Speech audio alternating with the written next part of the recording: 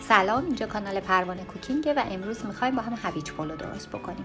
یه غذای خیلی ساده و خوش‌رنگ. برای 3 نفر نیاز داریم به 2 پیمانه برنج رو میشوریم و همراه 2 پیمانه آب و 1 قاشق مربا خوری نمک میخیسونیم.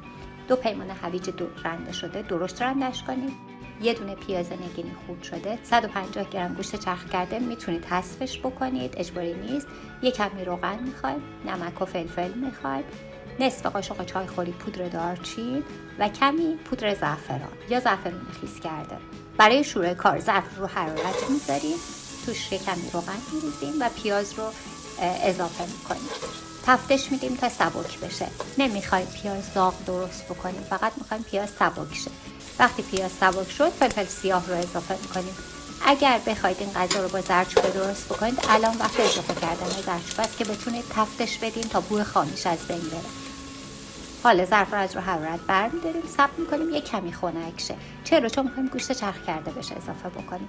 اگر گوشت چرخ کرده رو توی ظرف داغ پیاز و روغنی که داغ هست اضافه بکنیم، گلوله میشه. ظرف رو از روی حرارت برمی‌داریم تا یک کمی داغش از بین بره و فقط گرم باشه. گوشت چرخ کرده رو اضافه می‌کنیم، خوب با اینها ترکیبش می‌کنیم با روغن و پیاز داغ تا یک دست شه. حالا ظرف رو حرارت می‌ذاریم و دوباره همش می‌زنیم رو حرارت. اینطوری دیگه گوشت‌های گلوله شده که طعم نگرفته نخواهیم داشت.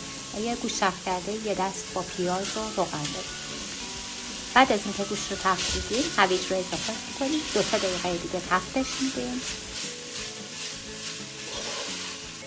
بعد از این 2-3 دقیقه تفت دادن، نمک رو اضافه می‌کنیم. دقت کنید برنج نمک داره. اینجا فقط به اندازه گوشت و هویج نمک رو اضافه می‌کنیم. دارچین رو هم اضافه می‌کنیم و پودر زعفران که در صورت تمایل میتونید اضافه کنید. اگر از زردچوبه استفاده کردید میتونید اینجا دیگه اختیاریه که اضافه بکنید یا نه. خوب هم میزنید.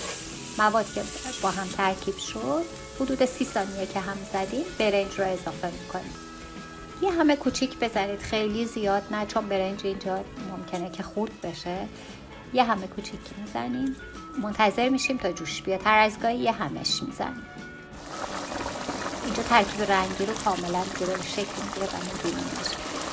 یه کمی که آبش کم شد نمکش رو میچشیم تا بر اساس واقعا در واقع شکل بگیره مزه‌اش.